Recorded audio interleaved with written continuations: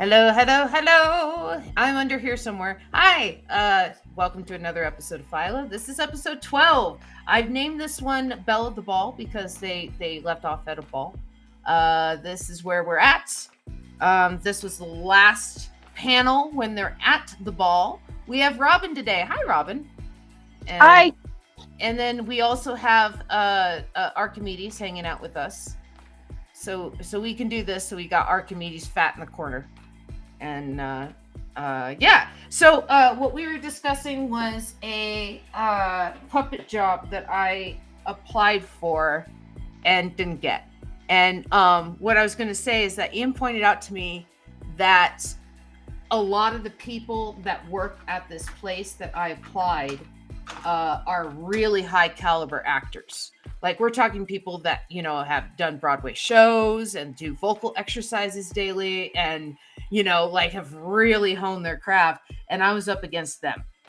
And so he said, you know, you shouldn't feel bad about, you know, losing a job against like people that like, this is what they do, you know? And he's like, you've been a puppeteer, but you haven't, you know, I don't do daily vocal exercises, basically, you know, stuff like that. So it went to really deserving people, the puppet job. But I admit I was a little disappointed. Yeah, I think you would have knocked it out of the park. That's why I think it's a good networking opportunity, at least. Yeah, hopefully. Okay, let me do this. So where we left off is now they are women and accepted into the land of Philo for their annual ball. And so I got a couple of the women of Willendorf's. I have our Otis Badan. Badan, that's right. Badan. I love it. This is Philo over here. This is Bluda, I guess. Bluda. Yeah, I guess it's Bluda now. So yes, what I'm going to do is duplicate this layer, and I'm going to put that in panel 1, and we are going to say, what the hell happens? What happens? So they're at the ball. While you're doing that, I'm sewing this demented doll. Why are you sewing?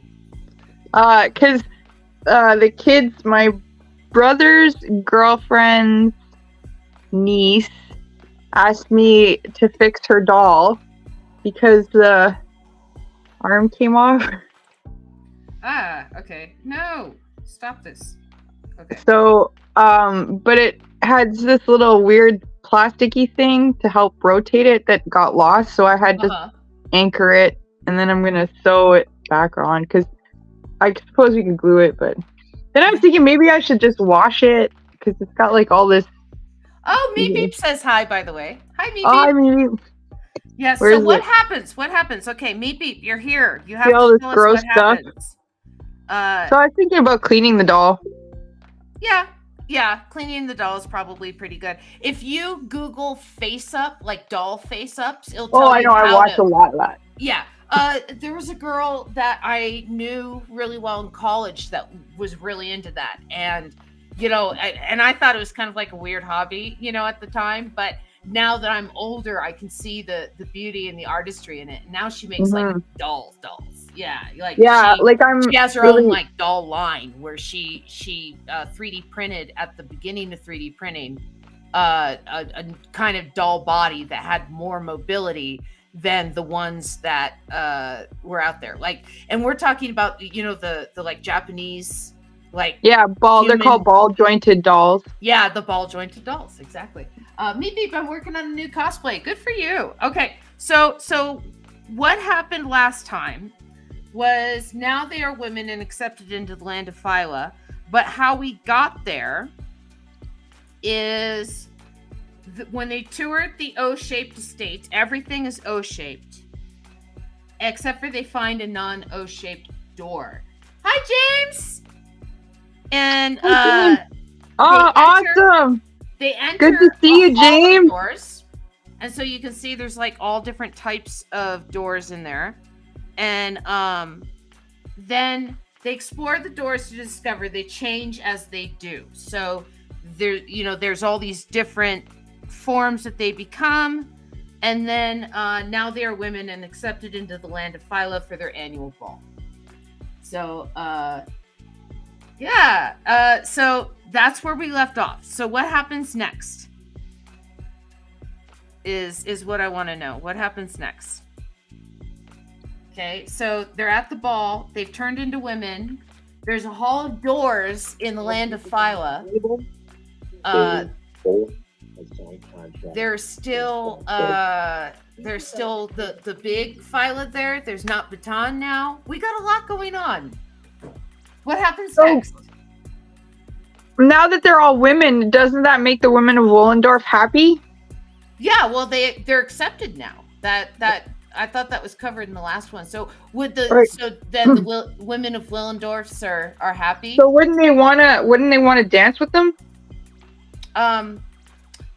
They join the dance, I guess. Okay. So shouldn't we see them dancing? They join the dance. If they're at the ball? Yeah, if they're at a ball, I guess they're dancing now. We should at least get one panel of dancing in there. Yeah. Let's see. Okay, let me do this, and then this is our old sketch. We're gonna delete that. And then if they're dancing, oh yeah, that's right. I was doing stuff. There is a local township that is having a contest to have electrical boxes art on them. And so I was applying to that, and so it's a different set of brushes that I'm using. I demand fruit punch. Okay, so I kind of like that idea too, since I haven't said they join the dance. Maybe there's a mischievous woman of Wallendorf who spikes the punch. Wait, and demand fruit punch. I am okay with this change. Or what about Dat Butan? Maybe she spikes the fruit punch. Well, was she a trickster goddess? I don't think so. I don't remember. I think that it would be kind of a trickstery thing to do. Bluto could do it. And we also have the dog in there too. We haven't drawn the dog for a while. We've had just hint of dog. So, that's true. Yeah. So, okay. They join the dance and demand fruit punch. And we don't need 2 periods on that. Okay. Let's actually draw now. All right. She's a nature goddess. So she actually fits in pretty good with the good old Wallendorfs. Wallendorfs, yeah. She of the wild goats, she of the sanctuary. She was a nature goddess of the oasis and the wet season. A goddess of the wet season. She was worshipped at tree-circled pools in Somalia and Ethiopia. Okay, so we have to make. Her priestesses were called dreamers. Ooh.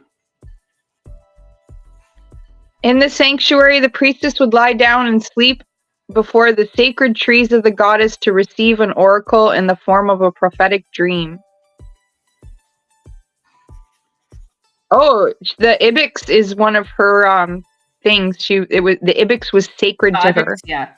Ibex, sorry. Let's see. Okay, and then I think we're just. It is said that there is an island in the Red Sea that is inhabited by ibexes that's under her protection. It is said. She's an Arabic pagan goddess. So I think she fits in pretty good there. Let's see. I think mischievous is fun. I don't think there's no difference between mischievous or fun. I think I have pathetic dreams. Maybe we're related, says James. Pathetic. Oh, that reminds me, I should probably do this. Yeah, okay, good. We haven't missed anything else. So I have a chat thing that tells me when people are chatting at me for Twitch, right? But it doesn't work for anything else yet. And I haven't figured out how to get those ones working yet. And so if somebody contacts us from like Facebook or YouTube or Twitter or something like that, we can't, respond yet? Hear it. No, I just have to be more aware of the chat, because I can't hear it like I can hear the dings for Twitch. Oh, I see what you're saying. Yeah. It's an actual literal volume thing. Yeah. And so because there's no dings for everything else. So, okay, we'll do this. And then I think we haven't had the dog stabbing a baby. Hey, James, I'm stabbing a baby. We haven't had a dog in a while. Yeah, you're going to draw the dog? Yeah. What's the dog doing? Dog's dancing. Oh, he's going to prance on his back legs? Yeah, dog's dancing. Happy dog, right? So is this the same rabbit creature that you were doing before, Meep Beep? Or you said you're doing a new one? Yeah, I'm working on the drawing part of the cosplay, and you had me at hello. Yeah. I thought I'd have you at stab. Let's see. Okay, and let's do this, and then we'll do the women of Willendorf's. James missed the part of the conversation where I mentioned that I'm sewing an arm on a baby, which is why I'm stabbing it with my sewing needle. Yes, but the baby needs the arm, so it's all for good, right? James, when's your comic coming out? Yeah, when's Cactus coming out? It's something in Cactus. And I feel really stupid. I don't know who pointed out that it's Papa Cactus is like Cactus pops balloons. Who pointed it out? Because I'm just as stupid. I didn't put 2 and 2 together either. Very clever, James. Very clever. It's much like Amber's meeting. Oh yeah. I had a stupid pun at the beginning. Just like Papa Cactus and balloon. Yeah, that was before we started recording. So just for the audience, my stupid pun. Well, first you have to tell them that my job is I work at a butcher. That's what I was going to say, is that, you work at a butcher shop daily. And so I was like, how was your meeting today? And she was like, my meeting? And I was like, yes, your meeting. And I thought I was very clever. It is clever. Okay. Let's see. So we got. I'm going to try and see how I can work that in at work tomorrow. Yeah. Or not tomorrow, the day after. Oh my gosh. Do you know what I just discovered? So I'm on Facebook Marketplace because I'm trying to find a bureau really cheap because I have a bureau. Let's see if I can show it to you without showing you my gigantic, disgusting mess of a room.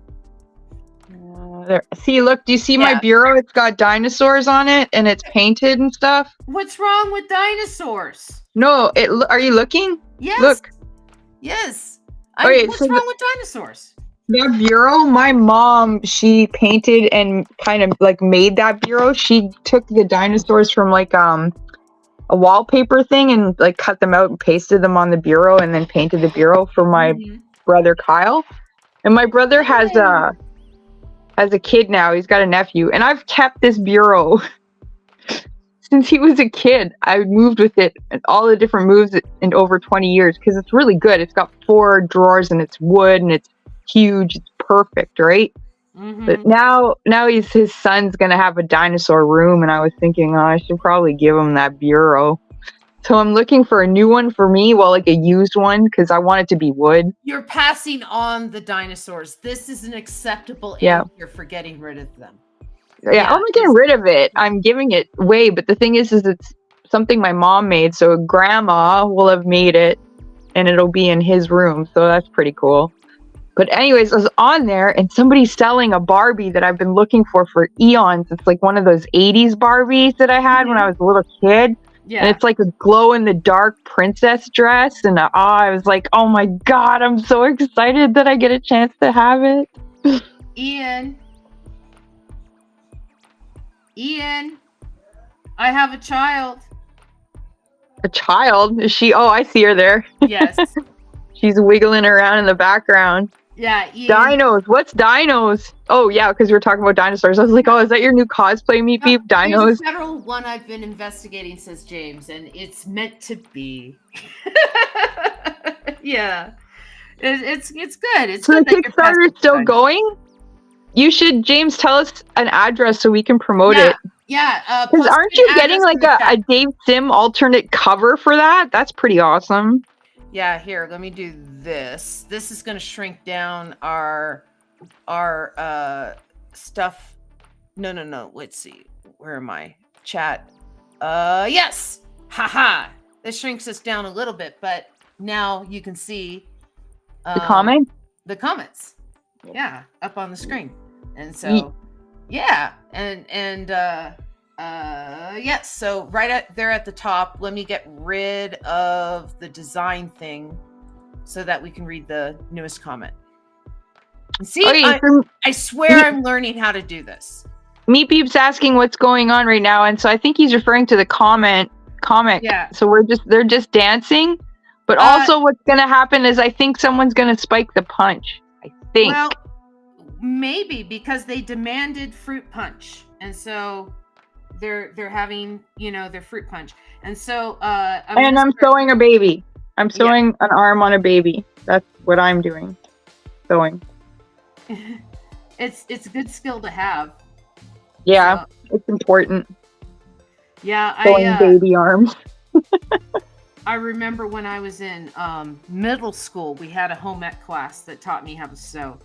And like, I've used everything from that home ec class, right? You know how they're like, oh man, you're never going to use math in life or whatever. And then you end up like an accountant or something, you know? And it's like, oh, I use math every day, right? I like sew, I cook, I bake, like all this stuff. Like it taught you how to balance your checkbook.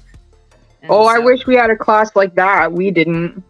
Yeah, I took like home ec and it was cooking and everything, and then I took sewing a couple of years before that. But they didn't have like a family economy class or whatever you'd call it. That's just it. Is our home ec teacher took it upon herself to teach us that stuff because it wasn't on the curriculum. Good teacher.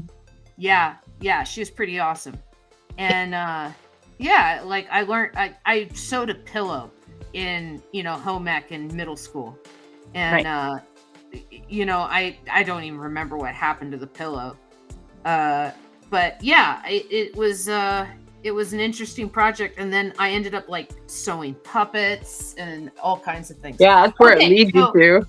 All right, so what's happening right now? Yeah, I'll send the link. It's primarily a version of the Dave cover on here, and what I will do is I'm gonna no arm sewing. Hey, maybe Papa Cactus loses an arm. Somebody has to help him. Well, okay, I'm gonna repost the link to make sure that it's selectable in all of the channels, because there's Facebook, there's Twitch, there's all these different places, and so then that way, if anybody wants to support our friend's Kickstarter, because he has a really awesome Kickstarter comic of Papa Cactus. It's really funny and a really unique abstract style that I dig. And unlike anybody else's. It really, it's unique. Yeah. And hi, Dale. Yes, welcome, Dale. Much appreciated. Thank you, Amber. Oh, very cool. Yeah. So we're just from the last comic. They are accepted into the land of Philo. And they're having a ball right now, and so that's what I'm drawing. Okay. I'm lasagna-ing. Oh yeah, I'm jealous. Yeah. Let's see. Okay. Have you ever had green lasagna? That's what my mom used to have all the time. It's like spinach lasagna. No, I have never had that. We were always like, ooh, weird green lasagna. But then you think about it, it's just spinach. It's no big deal. Yeah.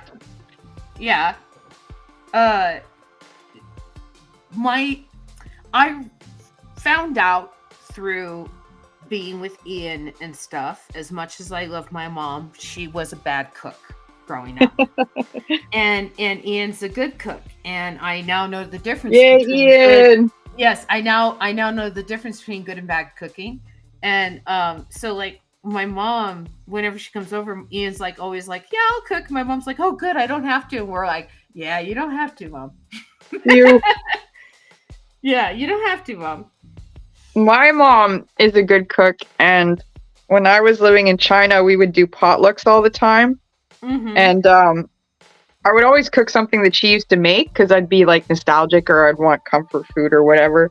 Mm-hmm. And everyone would just like rave about it to be like, oh my God, it's so good. And I'd be like, yeah, it's my mom's recipe, blah, blah, whatever. Yeah. And then I found out later on, my mom hates cooking. She hates it.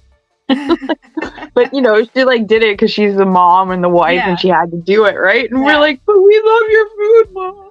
Yeah, but then you find out that, like, you know, there's other things that happen, you know? Yeah, like, and now she's like, both of my parents are retired. Now my dad has to do all the cooking. That's funny. Let's see. Okay. Let's see. I have to learn how to use clay again, says Meat Beef. This is nice. Instapot lasagna. And then James Windsor Smith says, I never tried green lasagna, but I love spinach. And Dale says, the duty of every child is to make your parents bad cooks by comparison. Yeah. Well, I found out that I am not a good cook, but I'm a pretty good baker. And I'm the opposite. I'm a good cook, but I'm a terrible baker. Oh, no. Like, for me, it makes sense because baking is just following a recipe, right? Yeah, but to me, it's also like chemistry and science. Like, but that's just it. Is all you have to do is just keep the ratios exactly as they are in the recipe, and then when it says to take it out, you take it out. Right? You know, and the thing is, you just follow the recipe and it works every time because it is like chemistry. You know, it's a repeatable experiment. And let's see. Sometimes it's fun to wing it. The duty of every child is to make your parents bad cooks by comparison. I'm an avid master baker. Good for you, Dale. I think it's impressive. It's hard. Deep Dale. My mom is next level. She's from Spain, so I was raised on Mediterranean cuisine. Oh, that's hard. Oh, yeah. Hard to top. Yeah. Okay, and then we're gonna... James, what's your favorite Spanish dish? I don't know about Spanish dishes. Like, tapas is my favorite Spanish dish. Risotto? Well, tapas is like, it could be anything. It's great. It's just little plates of food. Yeah, I know what tapas is. I was wondering if risotto was Spanish. I think that's Italian. Yeah, I think you're right. Yeah. You know, it's funny. Portuguese chicken? Is that Spanish? It's funny because polenta is grits. Oh, that's definitely Italian. Yeah, it's funny because polenta is grits, but it's grits that's grittier than grits, and grits is polenta that's smoother than polenta. You would think that it would be the opposite way. I don't like any of that stuff. Keep your grits and keep your polenta, keep your grits, keep your risottos. You know, some people just don't like some foods. I'm not going to hold it against you. Oh, I hope not. I don't hold anything against you. Yeah.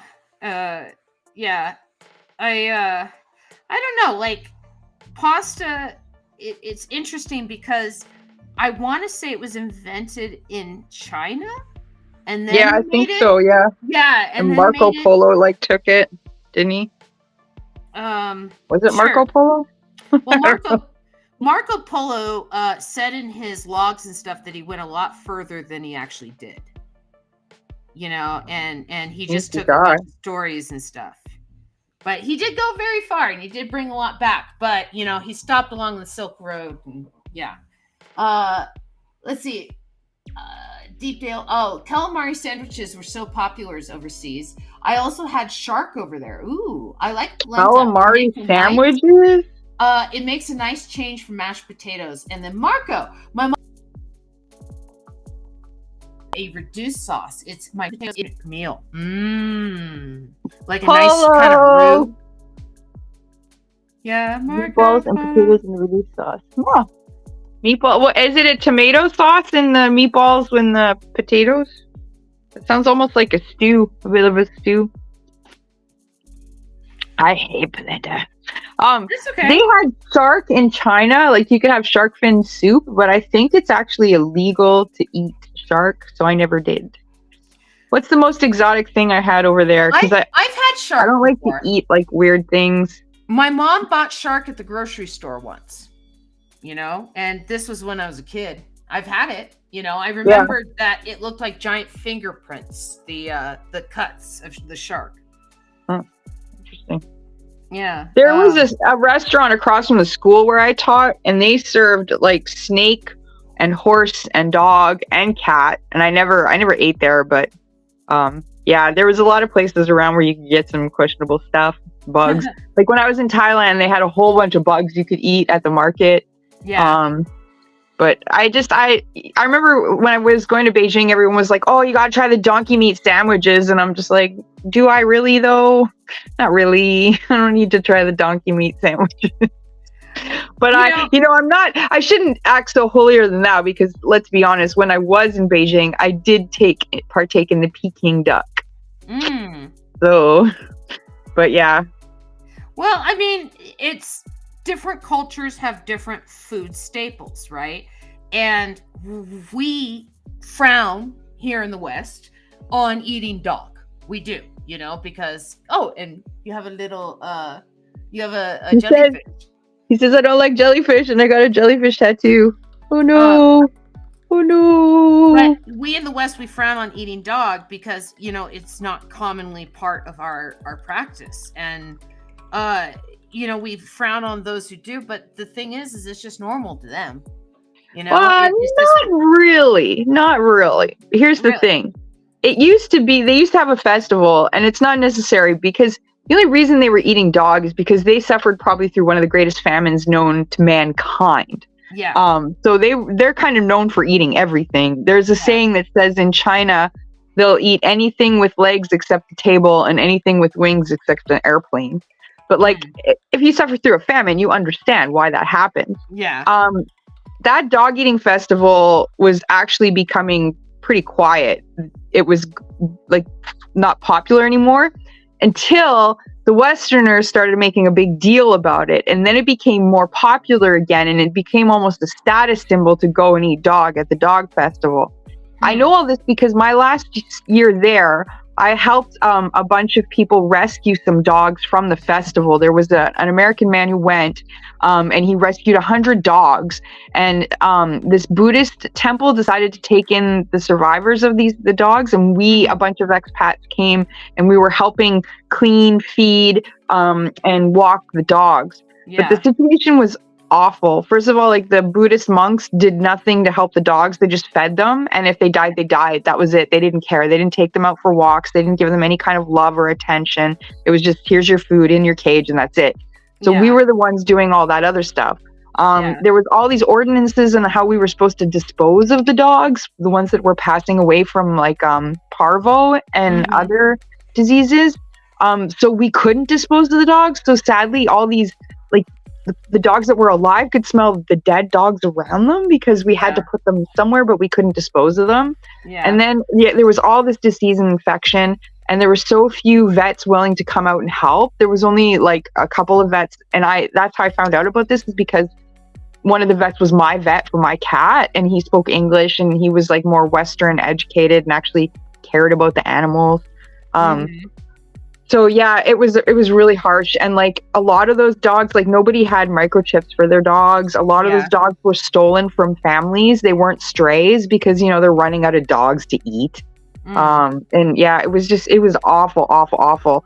So that was like my last 2 weeks there. And I was doing that like almost all day for 2 weeks. And then I'd go home and cry with my friends, because it was just awful. But, at least those dogs were saved, the ones that lived. Yeah. Let's see. It's a status symbol. That's a lot of things within China is all about faith, right? So it's like how they look to other people, whether they impress other people. Like, that's why you'll see them fighting to pay for stuff, because it's all about, if I can pay for everyone, then I look the best. So it's all about faith. And like, yeah, that dog festival is a status thing now. It's not a religious thing. It's not because they can't find food elsewhere. It's a total status thing. Interesting, because it came from famine, which affected everybody. Yeah. Yeah. I don't know. It's crazy. Let's see. Yeah, We've it is. had people talking to us. My mom makes this dish that meatballs and potatoes is reduced sauce. We talked about that. No, it's more like a stew consistency, but it's just a tiny bit. I don't like jellyfish. It is weird. I'm fond of rabbit, duck, and snails. Robin, why were you in China? How did you end up there, may I ask? I was in China because I used to live in Vancouver and I got obsessed with Chinese history. I think the whole communist thing is fascinating because it's, to me anyways, it's pretty recent history. Although I guess some people would say it was last century, the 1900s. But anyways, and so like I really wanted to experience and learn more about their culture and their history and by going.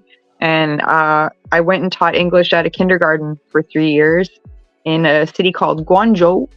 And it is like, I think the third largest city on mainland China. And it's like about an hour away from Hong Kong. I really miss Hong Kong a lot. And I actually really miss China, a lot of it. It was a little like the Old West. There was a lot of things that were very frustrating, but I'd gotten used to it because they were no different than Quebec. Quebec can be really frustrating too. But it's all like, you're kind of camping to a certain extent if you can handle that. It's a lot of like, the showers were scalding hot or freezing cold. There's no happy medium. Everything's powered by gas. So you have this giant canister of gas in your kitchen, which can be a little daunting. It's so freezing, even though it's South China and it's boiling hot for like 8 months of the year. There's 2 months where it's freezing. And it's not even that cold like compared to Canada. It was only like, it never got lower than maybe 5 degrees. But it was like everything's made out of concrete, so everything was freezing all the time, and they'd leave all the doors and windows open all the time, so you just never got warm. That's why when you see Chinese kids in Canada or in the US and they've come from China, you'll see they're in like 5 or 10 layers, and they're walking around like that kid in the Christmas Story, because they don't care about the cold. They're like, yeah, we'll just put on 15 layers and the kid will be fine. So yeah, and then in the summer when it's boiling hot, nobody puts on air conditioning. Again, they leave all the doors and windows open, so you're sweltering like crazy. You feel like a big fat man is hugging you all day, and you've not moved. You know, oh, it's hot there. Okay, not to interrupt. Oh yeah, we're doing a comic. You're right. Yes, they join the dance and demand fruit punch. You think that someone should spike the fruit punch? Yes, I do, because I think that would be exciting. Although it would have to be one of the women of Wollendorf, because where would our intrepid explorers find alcohol on a planet they don't know very well? Yes. That being said, Otis was a vending machine. Yeah. You know, we don't know if he was a vending machine. Do you think he can accrue alcohol from his mouth? He just like. Sure. So are we gonna have our Otis nut baton spike it then? Dale also asked, Robin, do you speak the languages? Isn't it Cantonese and another, which is Mandarin, I believe? Yeah, it's Mandarin. How is it state-of-the-art technology or a bit behind? I honestly am ignorant to life within those borders. And then, is the punch alive? Asked Dale. And then maybe it's accidentally spiked as they're unfamiliar with the planet. Maybe. That could be good. I speak very little, and I don't know if I'm speaking Mandarin or Cantonese, because Cantonese is the language they speak in South China, and Mandarin is what they speak in all of China. And the government's trying to get everyone to speak Mandarin, but like Hong Kong and Guangzhou, like the Shenzhen provinces the Guangdong provinces are they're not capitulating. They want to keep speaking Cantonese. So I learned from ear, because when they try to teach you Chinese in China, they teach you in the Confucius way, which is drill, drill, drill, drill, drill. We don't care if you don't understand what you're saying. Drill, drill, drill, drill, drill. No comprehension, no logical fluidity in what you're learning. Drill, drill, drill, drill, drill. It'll make sense in 5 years. So like it was really funny, because one of my co-teachers, her name was Sherry, and she was like 60. She just got up and she's like, you can't teach teachers like this. We don't learn this way. We're not 5. So yeah, most of the Mandarin and Cantonese I learned through hearing, and most of it that I know is like to speak to children, to speak to taxi drivers, to speak to waitresses and grocery store clerks. So not to have sophisticated conversation. And lastly, the state of art and technology, that's interesting. They're really good at copying, and I don't know if you've been reading, but they're also very good at stealing secrets. There's a lot of spies in the US and in Canada. They've been discovering them you'd think of the most innocuous tech places, but they're just stealing all the information because they're really good at copying, really good at copying. So I would say their tech is pretty good. The problem is they're not good at innovating. And that's one of the reasons why they keep bringing in English people, because the kids, like, for example, when it comes to the language, and this goes for a lot of fields in China, they study like crazy and they learn everything from the textbook, but they have no actual experience in talking, so that it's really awkward for them and they don't completely comprehend it. And so it's the same like with technology. They copy everything and they do everything they're told, but they're not encouraged to be creative or innovative or to even think outside the box, because they want them to stay in the box and not, challenge them or do anything that would make them think, oh, maybe communism isn't such a good idea. I was there from 2013 to 2016, right when the riots started, and everything was fine for a little while. But after I left in 2016, President Xi, he started saying, no, we're done. This is done. And I'm taking over. Hong Kong was not supposed to go to mainland China for a few more years, and it is now. He's like, I'm the boss. He changed the law so that he could be the prime minister or president, until he dies.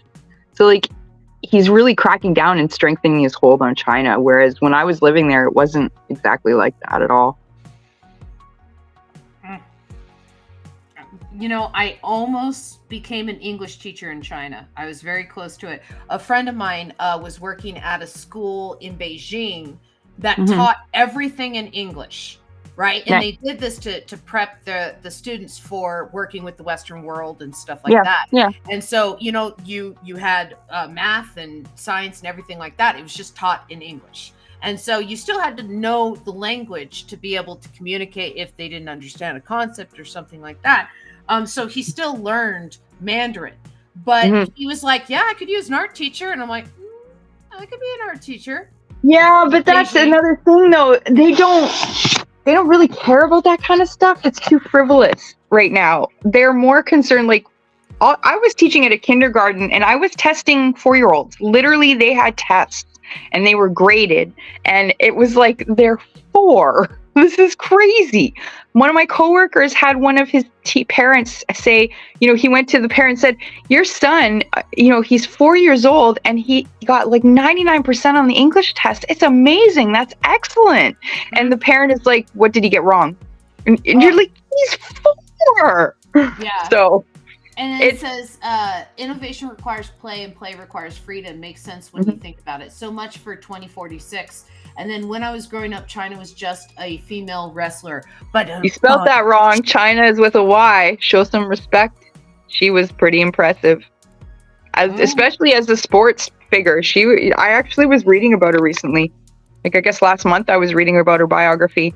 And she broke so many barriers. And admittedly, wrestling, I'm not going to say it's fake, but I'm going to say it is a bit of a dramatization.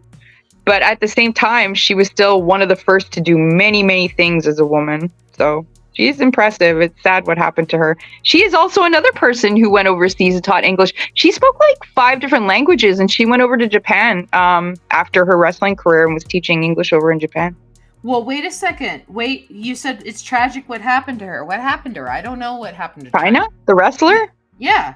Oh, she was taking drugs the whole time because she had that hole in her heart where she wanted love, and she just couldn't find it, I guess, or the way she wanted it, and I believe she OD'd. Oh no. Yeah, it was really tragic. Because a lot of people respected and admired her, but I don't think she ever really felt that. I think she always felt like a monster. Yeah. So, yeah, I mean, I think she was pretty interesting. And she comes across as a very smart person when you start paying attention to her and ignore the sensationalization. But let's see. And then, well, I'm going to go. Bye, beep, beep. Bye, beep, beep. We're glad you were here. Fake-ish, fake-esque.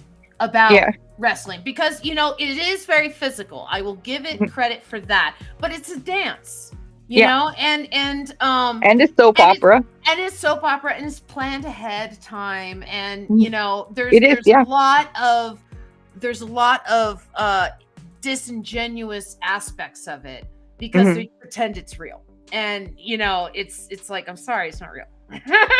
You know? To me, it's boy soap opera, and like I'm not disparaging it, because like I'll admit, when I was 13, I was really into it, you know, but it's you grow up and you watch other things. I mean, I it's harmless, it's fun. You know, when I was in Montreal, I got to see a no holds barred wrestling match, and it was like a local one. It wasn't like anything sensational, and it was fans bring the weapons. It was insane. There was like ladder wrestling and reaching for the belt that was attached to the ceiling, and guys showed up with like boards with nails, boards with lights on them, like giant halogen lights. One guy showed up with a pumpkin, and they just used it all in the wrestling match. They went to town on each other. It was so much fun. It was crazy. Let's see. Okay.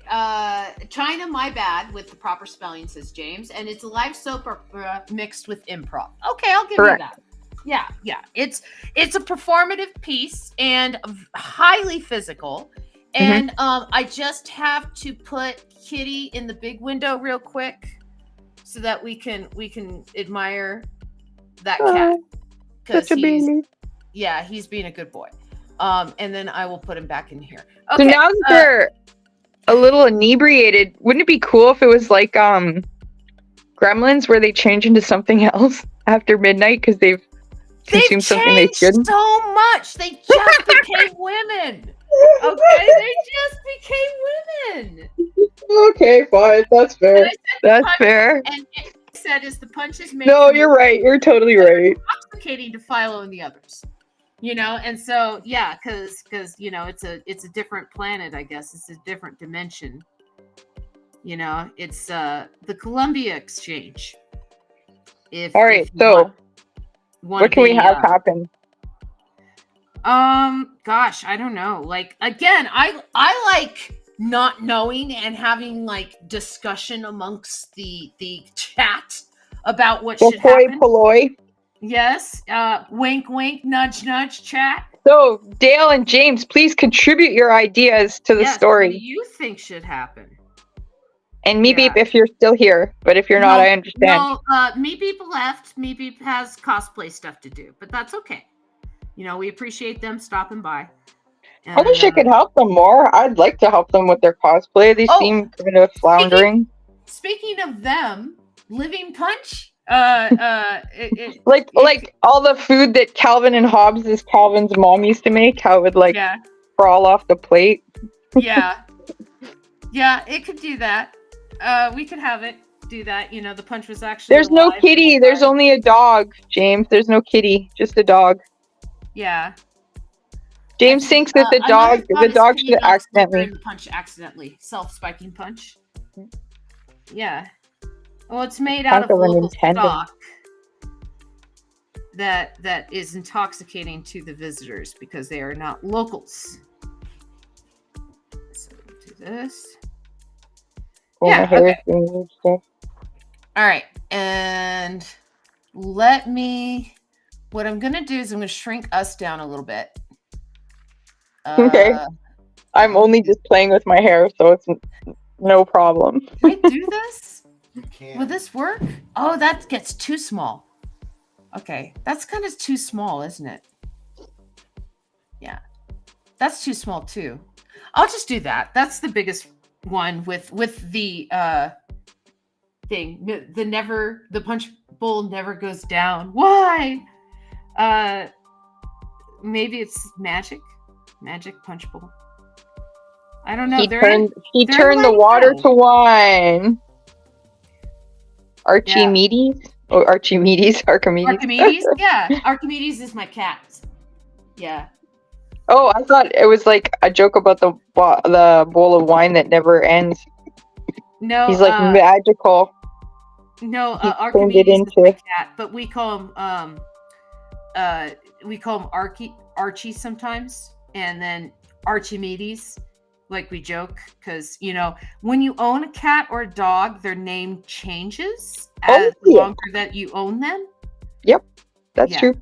And so I've got Arya, which evolved into Ya, and then I was like, oh, I'm gonna turn that into a Chinese, and I went Yi, and then Yi became Yi, and now I've started but Yi is like what I've been calling her a lot now. She is Yi, which is weird. But sometimes I call her Eebles, and sometimes I call her Lala.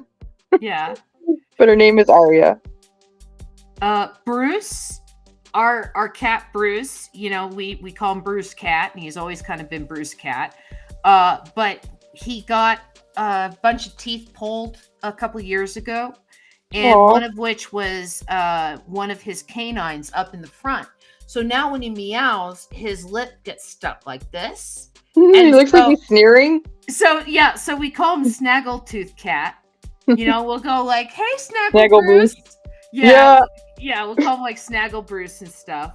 Nice. Yeah, and so and then we have Senpai, who is Black Cat, because he is a black cat. If you couldn't figure that one out. And then, are you sure? He could be white. You're just not seeing it properly. No, but he is Black Cat. And then we also have Columbo, and Columbo's Jerk Cat. And he's the one with one eye. Yeah, he's Jerk Cat because Columbo's not a jerk though. Columbo's kind of nice. Oh, phone! Why do you keep doing that? Oh well, no.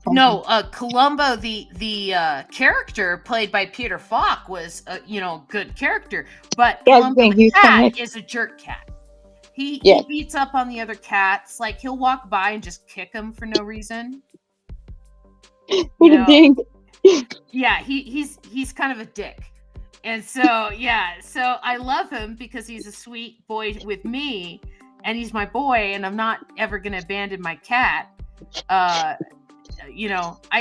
There was one cat in college I had to find a home for because I just wasn't in a situation to take care of it.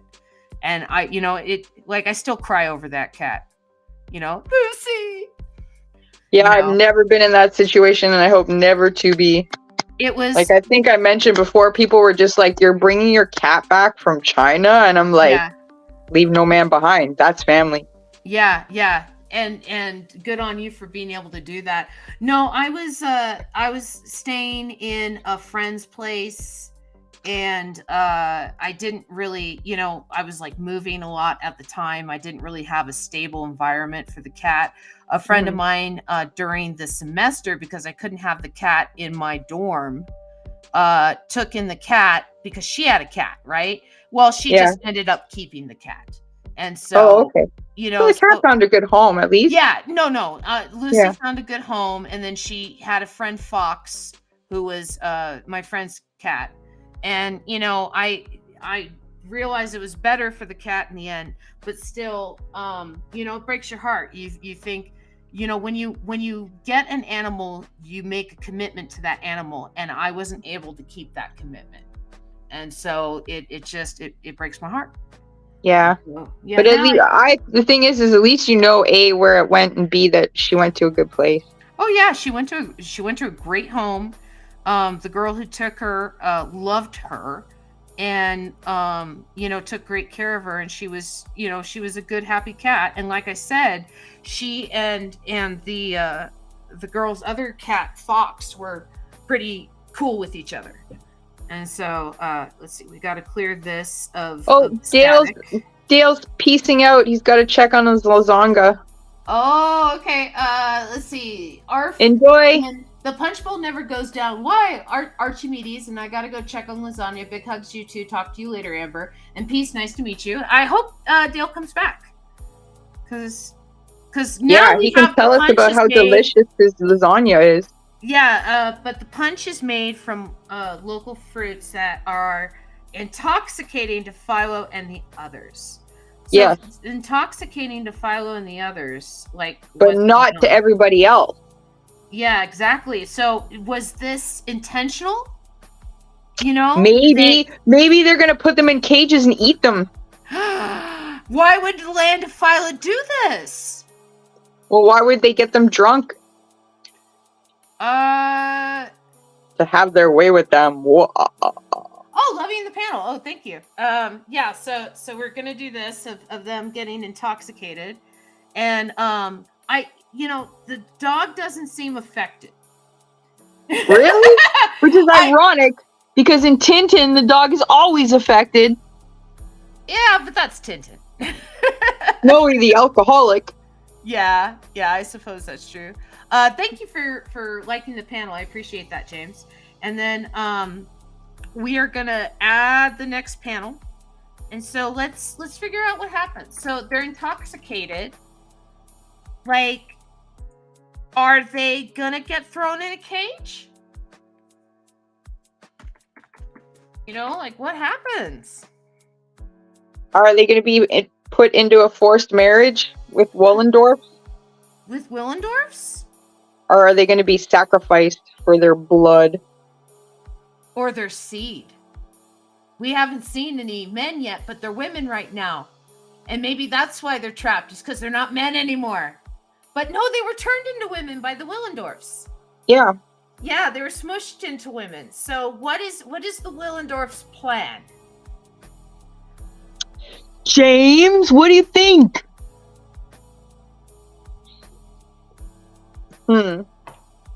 Yeah, so maybe it's the Willendorf's plan to get their technology so they can go to other planets and propagate their messages, because currently they're trapped on their planet because there's not enough technology.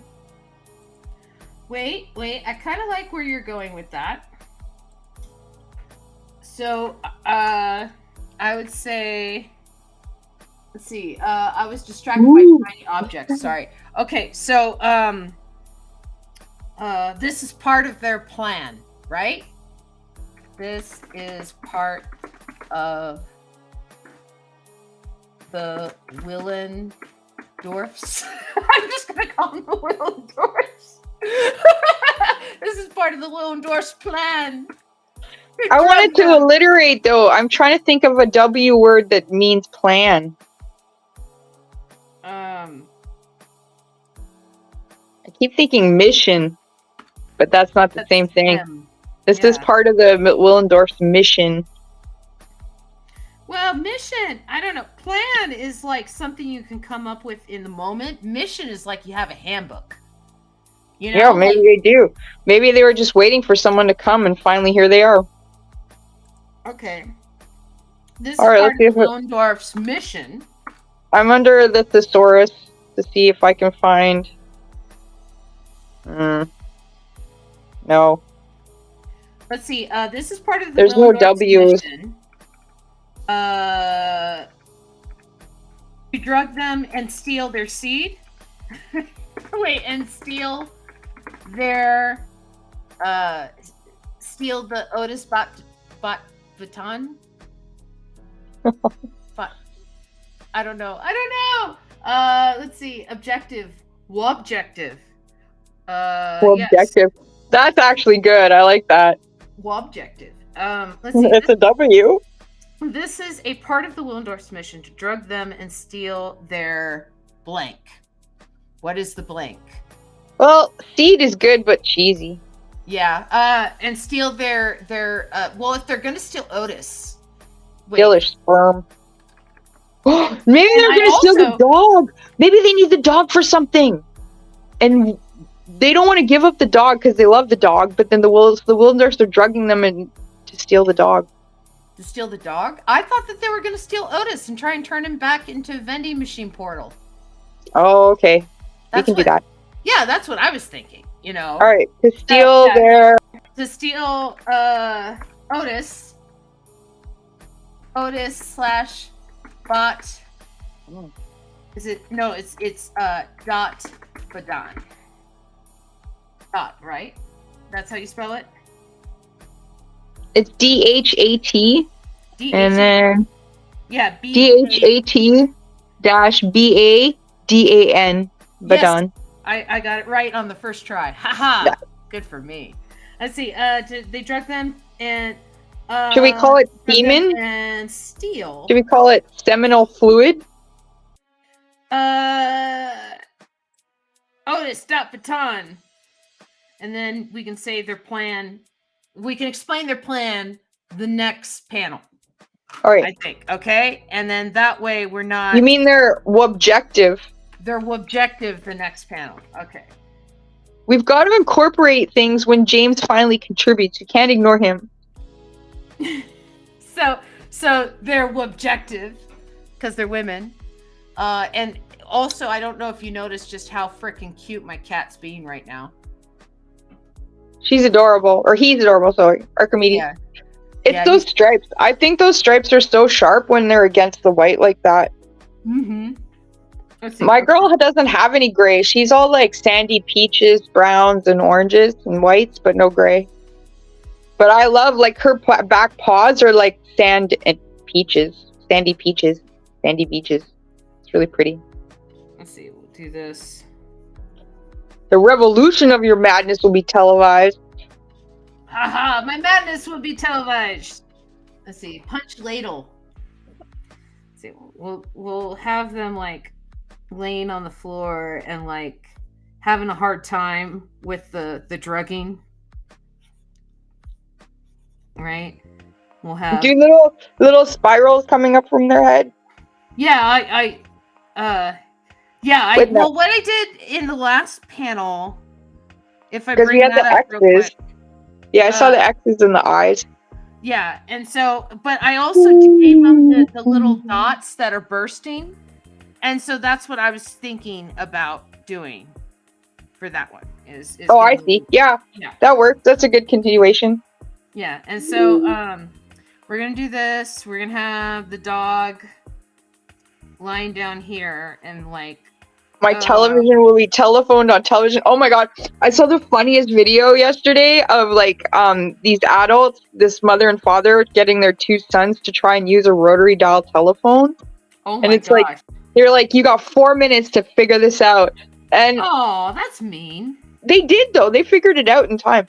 The thing that was funny is when they were first trying to do it, they kept resetting the phone. Every time they were like, oh, we made a mistake, they'd pick up the receiver and hang it back up. Because, you know, when you have a cell phone, right, you got to, like, delete what you did or whatever. Yeah. You got to do something to get rid of what you did. Yeah. But they didn't realize because it was hung up, none of it was permanent anyway. So it was really cute. They kept picking it up and they're resetting the phone. But they figured it out. It took a while, but they figured it out. There was actually a really cute thread on Twitter, of all places, the other day. A couple of months ago. I say the other day, but it was a couple months ago. Where basically someone younger was asking if payphones were real or if it was just something that was invented for movies, you know, to propel the plot forward. And so rather than crushing this little person that was asking an honest question, people were sharing pictures of payphones. They were describing where they were, how you used them.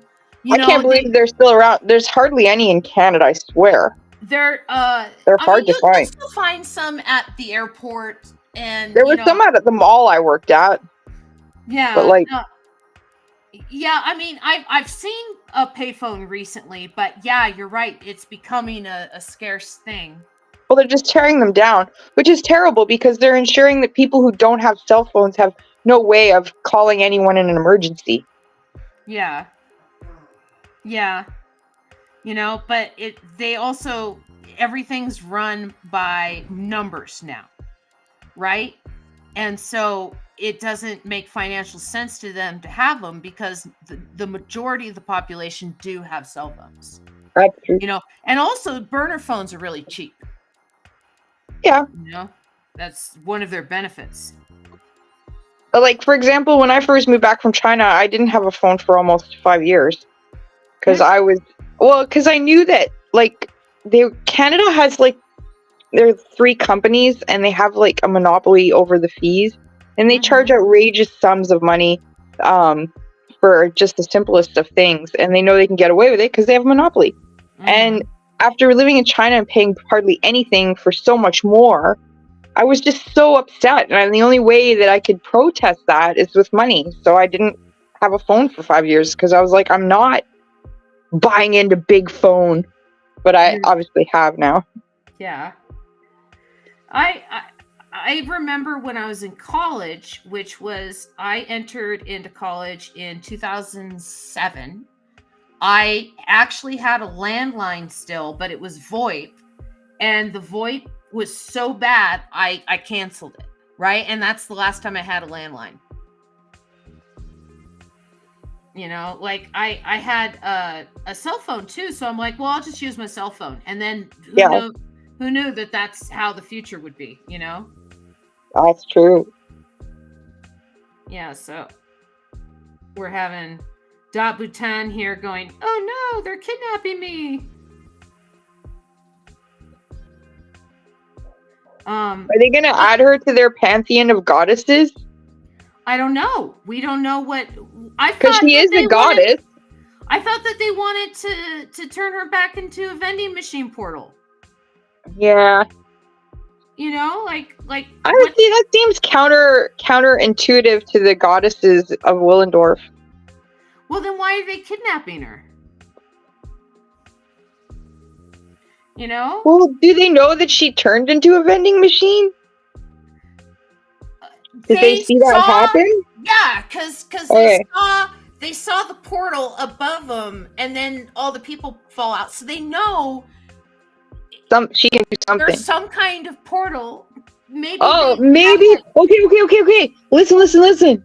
They're gonna take her, and they're making it look like they're kidnapping her. But what's really happening is they're staging a coup to get rid of their current goddess and replace her with Dot Bhutan because she came from the sky. She had all these powers. She seems more powerful than their current reigning queen. So you're just saying that the Willendorfs are like a high guard to the Philo, Venus de Philo goddess creature. Yeah, this is a fun show. I like to like figure out what the hell's going on. Okay, so I got the kidnapping kind of going on over here. So, you know, they're like, oh no, I must return to my mortal realm. No, good night, my friends. Oh, okay, and I gotta. That's okay, James. We'll see you next time. That's okay. I understand. We're probably being very boring. Well, James. Also, I think he's in the same time zone as me, so it's 10 o'clock for him. Yeah. It's late. Some people. I've been up since 7:30 this morning, so. Let's see. I slept in this morning. I got to sleep until about 9, which your time would be 11. You know, so like 11 your time. Yeah. Yeah. And at 11 my time, I had been at work for at least 4 hours. Oh no, 8. I stand corrected, 2 hours. Oh, but this morning when we started, the power cut out. It was crazy. Oh. It was like it wasn't like a random thing. It was actually like a scheduled thing, but nobody knew about it, and they were supposed to do it like 5 a.m., but they didn't. They decided to do it at 9 o'clock when we opened. So we had to like stay closed for a little while. You will see me in your dreams, probably. Yes, sleep well, James. Let's see. We'll do this. You're not old. You're normal. We all need our sleep. And in fact, last week I slept during the show. Only a little bit. You came on the show. You did. I did show up eventually, but I did fall asleep, and it was so funny too because I was like 7:30. I'm raring to go. When are we starting? Blah, blah, blah, blah. Yeah. And then it's like funk. Let's see. Sometimes you just need to sleep. Nothing wrong with that. Have the dog over here, just kind of like, oh, I don't feel well. It's not the best drawn dog in the world, but I kind of want the dog to have like a bigger role too. Yeah. Let's see. I'm trying to. I'm trying to do this so that it looks like Philo is wearing a dress. Philo. Maybe put like it's a striped dress, but then you'd have to go back and stripe the other panels. Yeah, exactly. And I'm not about ready to do that. Or you could do one of those tricks that you got where you're doing a kind of zip tone, but maybe a different kind of zip tone so that it looks different. Yeah, and again, I'd have to go back and do all the pages. But I think it would only be like, what, 3 panels? I don't know. Again, I'll have to look back at it. I don't know if I want to draw back into these panels. I think I just want to kind of leave them loose. You know, and so we'll have women hanging around. Oh, I forgot to ask you. Do you really, really, really, really, really like gargoyles? I feel like you really, really, really, really do. I do. It's true. Okay. Why are you? Oh no, I couldn't remember because I was gonna start watching it again, and I was like, "Isn't Amber always talking about that cartoon? Doesn't she really, really, really, really, really like it?" So, what's interesting about Gargoyles is that, there was the Disney Afternoon, and it was opposite of Fox here in the United States. And so Fox had Batman the Animated Series, and it was killing everything in children's entertainment at that same block. As it should. Yeah, I mean, come on. So Disney made Gargoyles and tried to make it like, not, I don't want to say darker, but a little bit more mature to match that tone of Batman the Animated Series. So think about Batman the Animated Series, right? Think about what they were able to do and actually go into the psychology of the villains and things like that. But a Disney show. Yeah. No, I mean, I remember I watched a little, maybe about 3 or 4 episodes, and I remember that there were a lot of Star Trek people doing voices on it. Yeah, lots of Star Trek people. Jonathan Frakes plays Xanatos, who is the main villain / friend / acquaintance / like there's a lot of layers to things. And then Maria Stridis, who played Deanna Troi, did the voice of Demona. Yeah. You had Brent Spiner do the voice of Puck. You had Cole Meany play a character. You had Michael Dorn play 2 different characters. Oh wow! Yeah, and Michael. Yeah, and I'm trying to think like, they had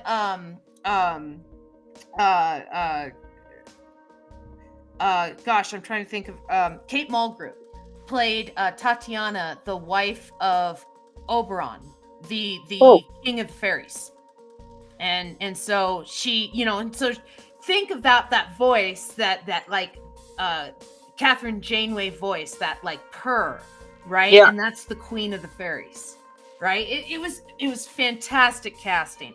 And the reason why it was a lot of Star Trek people is because the guy who did it was a Star Trek fan, and Star Trek had just ended. And so everybody who worked on the show kind of got typecast as those characters, and were having a hard time finding work. And he was such a fan of them. He knew the quality of their acting ability from watching the show, that he just snatched up as many of them as he could. He got a hold of their agents and like, I want these people in my show, because he knew he could afford them. He knew that the names would help carry the show along with producers and stuff, and that the talent could do the work. And it was just, and they were free marriage. Like they had the time. Yeah, exactly. And so it was a wonderful marriage of talent and writing, and it was the first time that Disney ever showed blood on one of their cartoons. Interesting. Yeah, there's an episode where they do the public service announcement episodes kind of thing. And Yep. there's an episode where Broadway is playing with Eliza Maz's gun, and he accidentally shoots her, and so she's shot, and she collapses in her apartment, and he just leaves. Because he's scared, he doesn't know what to do and stuff. And so like the police think that somebody came after her in her home, that it's like an assassin or something from one of the mobs that she has busted. And so they're investigating, and he feels terrible because he caused it. And it's just an interesting episode because it's like guns are dangerous, right? And you see her lying on the floor in a puddle of blood, and it's the first time you ever see blood on a Disney cartoon. That's very interesting. Yeah, like they actually did, serious stuff with it. Okay, so this is where we're at. This is, I gotta sneeze. Oh, lucky me. Okay, this is the part of the Willendorf's mission to drug them and steal Otis / Dot Baton. So why are they stealing her? We were trying to figure this out.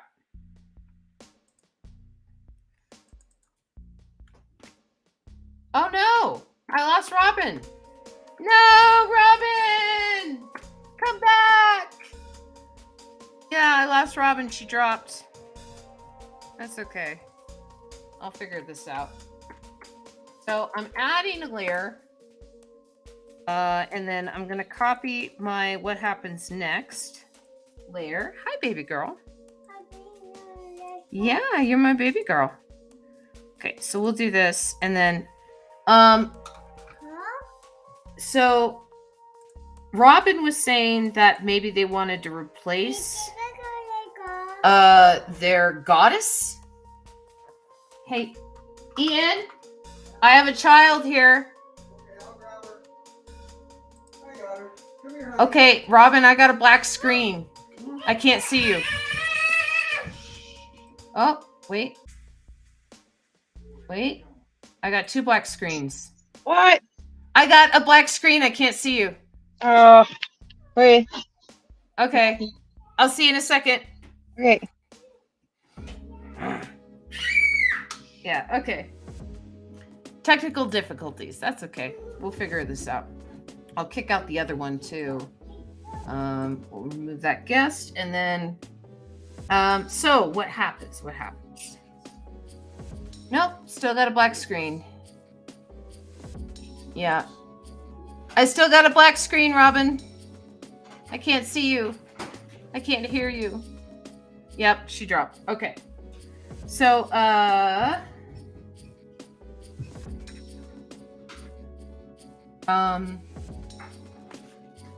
they want to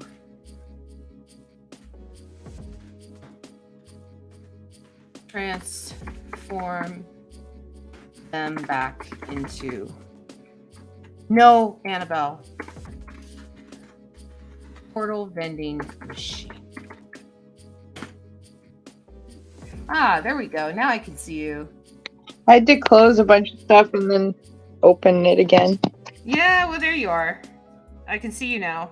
I can hear you now. Oh my god, it's a big white page. I can't handle it. So it says they want to transform them back into a portal vending machine, right? Talking about Dot Baton. And yes. So, initially I believed that they should stage a coup and supplant the goddess currently in power and put Dot Baton in power. Okay, so because they saw that she changed into a vending machine that people fall from the sky out of, so they want to use her. Okay, quick question. You're closer to French than me. Coup is COUP, correct? Oui, absolument. Okay. So stage a coup.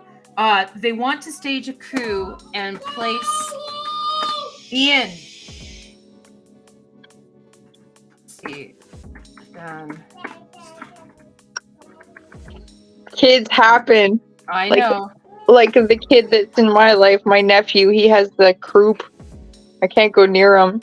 He had such a meltdown yesterday when he wasn't able to come see me. But then in place of Venus de Philo.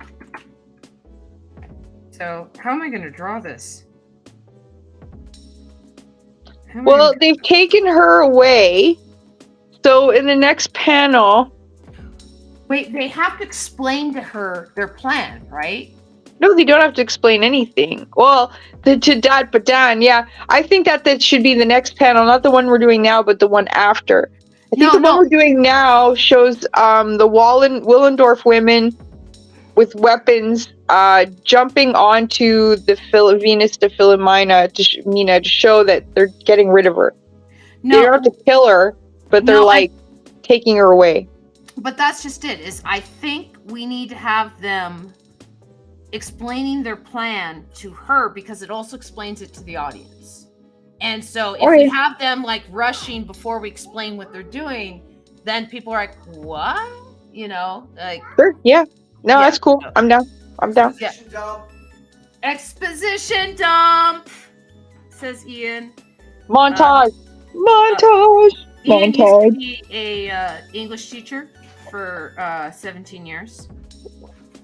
And so, yeah, so we're going to have this, and we're going to have Dot Patan sitting in a little chair. Well, you know, this show is all about contribution, so Ian's contributions are equally valid. Yeah, I suppose that's true. Yeah, so exposition dump. Okay, so we'll have this, and we'll have them sitting there, and there's their little thing. And I'll put them in a school desk chair. You know, so I got a new comic actually that you might be interested in. Yeah. It's an actually even earlier piece of work than Nausicaa. It's by Miyazaki. It's called Shuna. Mm-hmm. This is a manga? Yeah, and he did it before he did Nausicaa, and I thought Nausicaa was like the only thing he did. Yeah. But no, he did this. But the thing that's so crazy is when you read this comic, it's like you can see all his future themes. Like there's Yakul, the antler deer thing that the guy in Mononoke rides. Mm-hmm. There's creepy no-faced kind of creatures floating after this character. It's about environment and land and like it. Oh, what else? There's a prince. Like it's interesting, and it's not so much a comic as it is like, you know, like beautiful watercolor paintings with writing. Mm-hmm. Yeah, it's interesting. It's very interesting. Let's see. Do you have a favorite Miyazaki film? Not Grave of the Fireflies. That one broke my heart. Oh God, yeah, it broke everyone's heart. What the hell?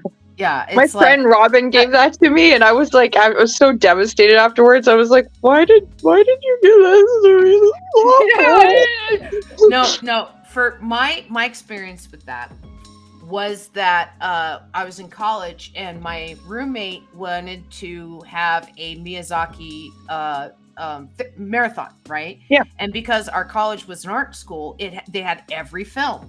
So we just checked out every film. And I had a VHS player and she had a DVD player. We had them both hooked up to the TV. And so we would just pop them in. And we went in order of the dates and stuff. But yeah, we had to stop for a little while after watching Grave of the Fireflies. So lucky. Yeah. And we didn't know what to expect. We just knew it was a Miyazaki film, and mm-hmm. yeah, it's that's one that everyone should watch at least once and only once.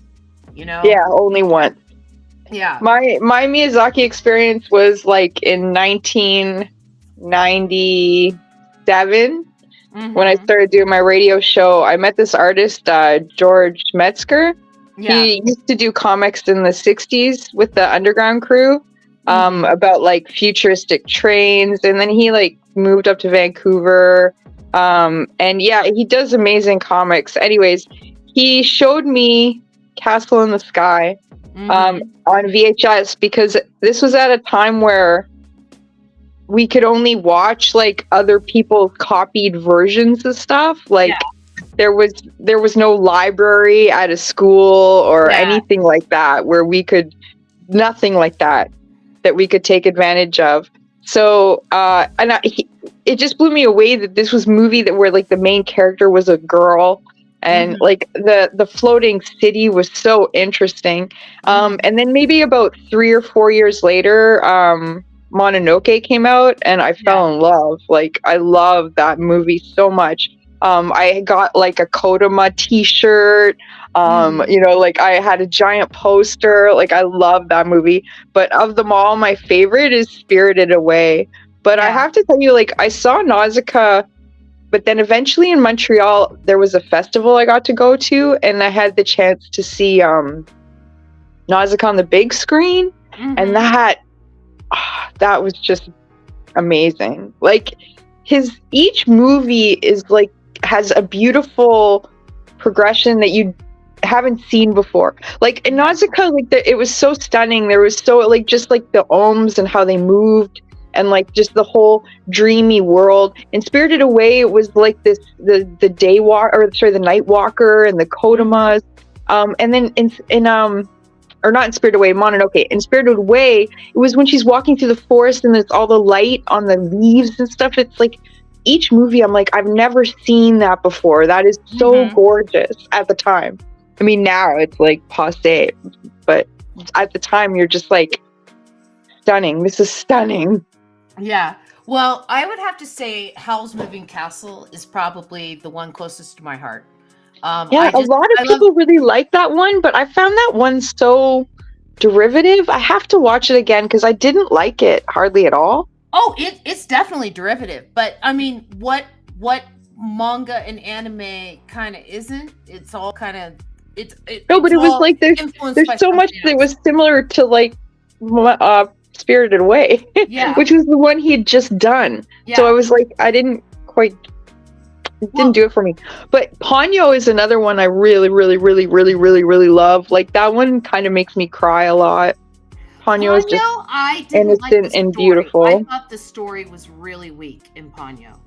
And it's basically, I think it's like his Little Mermaid.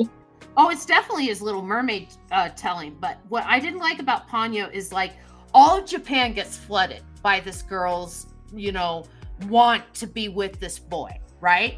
And everybody's like, okay, yay, we're flooded now, and it's like this happy story, but like thousands, hundreds of thousands of people would have died, right? And so it's just glossed over. That's the part. Yeah, I didn't even think about that. But I'm like, you know what? I'm one of those really bad people that is what as a Raylo. Do you know what a Raylo is?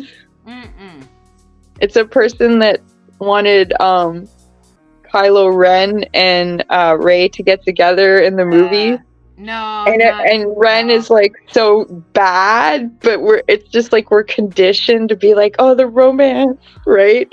And so in Ponyo, I'm just like, oh, the innocence, the beauty, and the sweetness of them. You're like, all these people are gonna die. I was like, not a fan of the prequel trilogies. I thought that they kind of spat in the memories of the originals.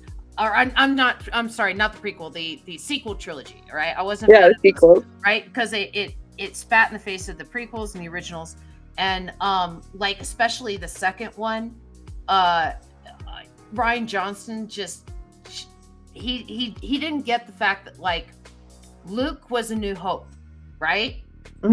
Like Luke was supposed to be hope, and he destroyed that concept, right? And then there's the fact that Rey never really trains, and yet she has all this power. It's like, and she's not even like a full what's the lineage? You know what I mean? Like she's such a far off branch. You're just kind of like, what? It could have been better. It could have been a lot better. But here's the thing: I hated the prequels, and they were done by George, and they were so terrible. And there are things that I like about them, but there's so much I hate about them. But these sequels, there were moments that I was just like, my heart stood still at the possibility of certain things where I was just like, oh my god, whoa, like for a moment when I thought Rey might be bad, and then there would be like these two awesome powerhouse Jedi couple like ruling the galaxy as the evil. Like, I don't know, there were possibilities, and then there were images that were stunning, like that. I can't get that scene out of my head where those ships are like gliding across the white sand, but it's like red sand underneath. Yeah, like that was really cool. But no, I'm not saying denying that the aesthetics of it were really good, but for me, no, it's bad. I mean, like, they dropped the whole Finn storyline like that. For Like, me, what was the point? There's a lot of bad things about it. I'm not saying it's great, but there's great things about it. A movie's like a meal. Mhm. Okay, your protein is the story. You have like set direction. You have, and that might be like corn on the side or something. There's side dishes of like different things, like the soundtrack and all of this sort of things. But it has to come together as a cohesive meal. Yeah, no, it's true. That wasn't cohesive. So you can have fantastic, sugary stuff like the aesthetics, the beauty of the scene. But if that protein is like a rotten piece of beef with like maggots on it, like in Potemkin, what makes the guys rebel against their commanding officer in that movie, right? If that's the story, I can't eat the meal. I can't eat the meal and enjoy it because it's like, sometimes I can sustain my disbelief. Sometimes I can. Okay, we got 3 minutes. I don't think that's enough time to make another panel. So what we will do is we will review what we did. And so, okay. Starting from the last panel of the last comic, now they are women and accepted into the land of Philo for their annual ball. Right? And then they join the dance and demand fruit punch. So there's fruit punch there. And then the punch is made from local fruits that are intoxicating to Philo and the others. This is part of the Willendorf's mission to drug them and steal Otis / Dot Baton. And then they want to stage a coup and place Dot Baton in place of Venus de Philo. And that's where we're leaving off. So perfect. To be continued. Dun dun dun. Dun dun. Yeah. So I love it. Yeah, I'm gonna stop there for. Wait. There's something I have to do. There's something I didn't do, and there's something I have to do. Will we see Kay again? What about Louis C.K.? No. Will we see Kay again? Oh, will we see Kay again? I can see how you thought Louis C.K. because I said it pretty fast. Yes, that's why I was like, Louis C.K. What? Huh? Kay might join us next week. It depends. She had a really big day today, and so she wasn't able to make it. And we are fans of sleep on the show. And yes, we are. So what I did is I added the static on the chalkboard. Awesome. So that was the last step, I think. I really love that you have her at a school desk. That's so hilarious. Well, I mean, she's learning the plan, right? Yeah, that's excellent. And so, excellent. And I'm trying to do pictograms here.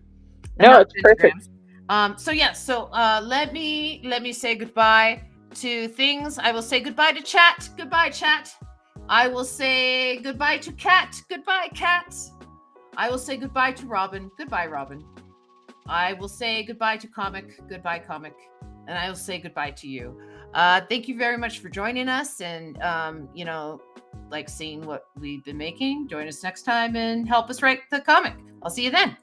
And this is me saying goodbye. Bye.